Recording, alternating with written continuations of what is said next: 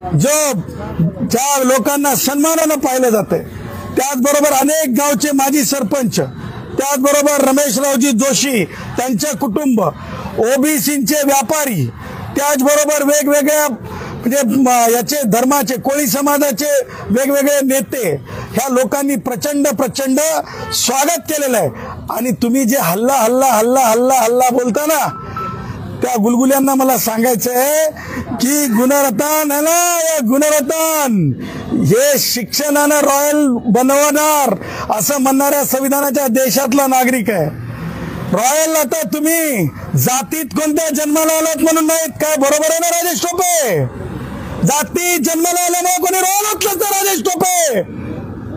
आणि राजेश टोपे आपण एकाच्या मंचावर जाऊन तोंड भर बोलायचं आणि दुसऱ्याच्या मंचावर मात्र मुख घेऊन वापस निघायचं, ह्याला समानतेचं तत्व म्हणत नाहीत राजेश।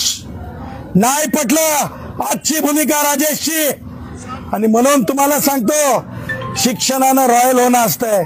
कारण माझा बाप भारतरत्न डॉक्टर बाबासाहेब आंबेडकर हे लंडनला शिकून आले, ते बॅरिस्टर झाले, मी डॉक्टरच झालो भारतीय संविधानामध्ये, आणि माझी मुलगी सुद्धा आता बॅरिस्टर होण्यासाठी लंडनला गेली। वो खानदानी रॉयल है हम, आणि म्हणून माझा जोडा सुद्धा लंडनहून आलेला आहे।